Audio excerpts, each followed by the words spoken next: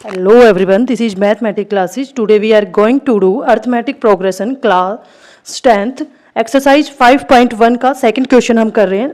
First question हम last class में कर चुके हैं. Let's start. व्हाट क्वेश्चन से right first four term of the AP when first term A and the common difference D R given. Okay, क्या कह रहे हैं क्वेश्चन में कि आपका जो फर्स्ट फोर टर्म है आपको वो क्या करना है, फाइंड करना है एपी की. आपके पास गिवन क्या है, ए एंड डी गिवन है. Okay, let's start. AP find करने का क्या फॉर्मूला होता है आपके पास. एपी के लिए हम क्या यूज करते हैं, a plus d, a plus 2d, a plus 3d, a plus 4d. That is the process of finding AP. Okay, तो इस मेथड से आप क्या कर सकते हैं, एपी फाइंड कर सकते हैं. आपके पास ए एंड डी क्या है, गिवन है. ओके, तो फर्स्ट नंबर क्या है हमारे पास, 10 है. ओके, तो नेक्स्ट ए प्लस डी, ए क्या है आपके पास 10 प्लस डी क्या है आपके पास again 10. A plus 2d 10 plus 2 times 10. Okay, a plus a क्या है 10, 3d 3 times 10.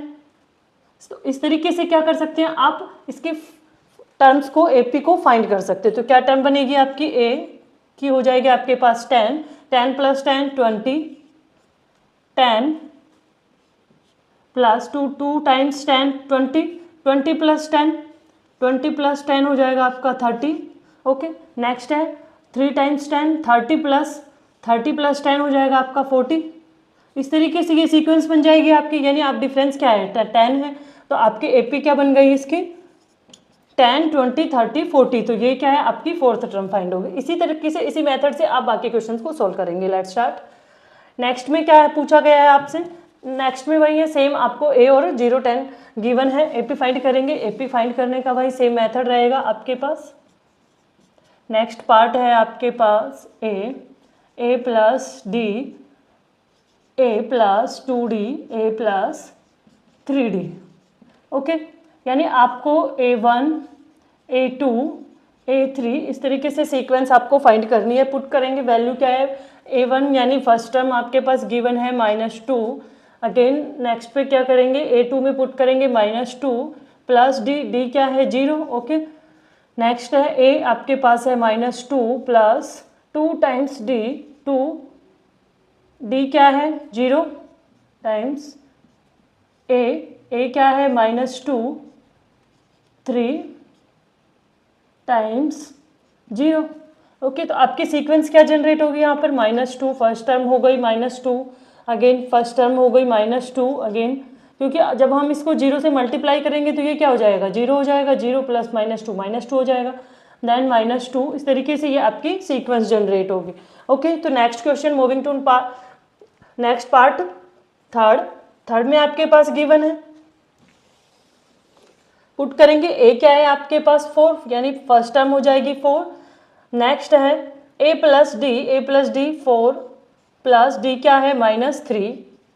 Okay, next 4 plus 2 -3 times multiply करेंगे 4 प्लस 3 -3. इस तरीके से फर्स्ट टर्म क्या हो जाएगी, यानी A1 क्या हो जाएगा आपके पास 4, A2 हो जाएगा आपके पास 4 -3 प्लस माइनस हो जाएगा, यानी क्या हो जाएगा 1 हो जाएगा, प्लस का साइन बड़ा है.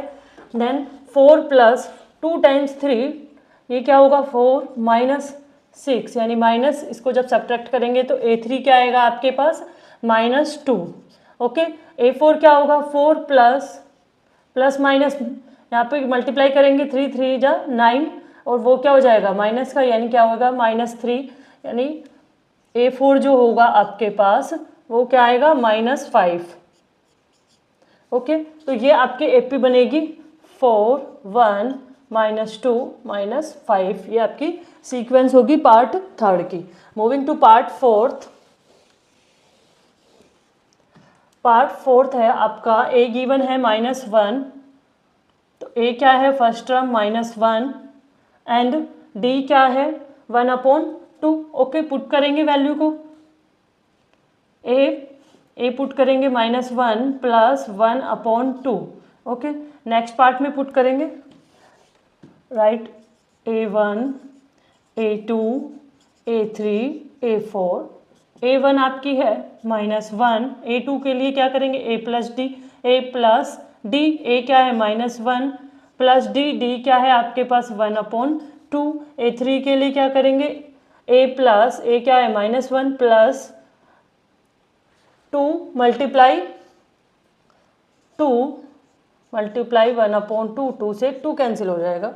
A3 के लिए क्या करेंगे A प्लस 3 मल्टीप्लाई 1/2, ओके। तो ये आपकी क्या आ जाएगी AP आएगी आपके पास, फर्स्ट टर्म आएगी -1, यहाँ पर होगा एलसीएम लेंगे 2 -2 प्लस 1, यह आ जाएगा -1/2, यानी -1/2, सेकेंड टर्म आ जाएगी आपकी। नेक्स्ट है -1 plus 1, -1 plus 1 that mean 0, next term आ जाएगी आपकी -1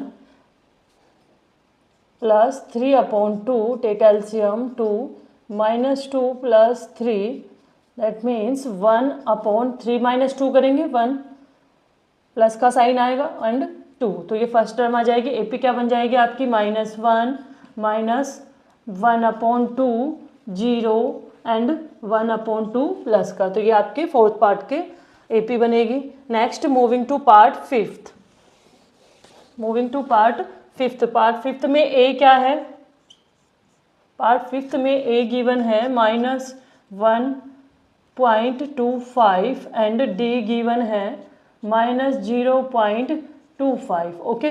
तो निकालेंगे इसका A1 A2 A3 A4, 4 term आपको निकालने, तो A1 क्या हो जाएगा आपके पास जो गिवन है -1.25, ओके। A2 के लिए क्या करते हैं A प्लस डी की वैल्यू पुट करो, -1.25 प्लस D है आपके पास, D है -0.25, ओके। यहाँ पर पॉइंट का बहुत ध्यान रखना है। A3 के लिए क्या करेंगे A प्लस 2D, यानी A क्या है -1.25 प्लस 2D, 2 मल्टीप्लाई -0.25, ओके। और A4 के लिए क्या करेंगे A प्लस 3D, A क्या है -1.25 प्लस 3 टाइम्स D को करेंगे 0.25, ओके। इनको सोल्व करते हैं अब।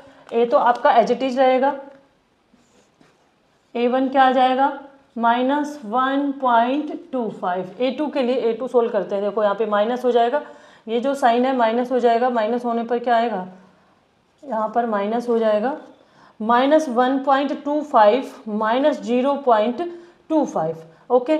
जब इसको सोल्व करेंगे तो ये ऐड हो जाएंगे, माइनस का साइन आ जाएगा आपके पास -1, 0.25 को देखो ऐड करते हैं, -1.25 को ऐड करेंगे, माइनस माइनस ऐड हो जाएंगे 0.25, ओके। तो ये हो जाएगा 50 आपका, 1 का 1 साइन माइनस आ जाएगा, तो ये आएगा आपका -1.50, A2 हो जाएगा।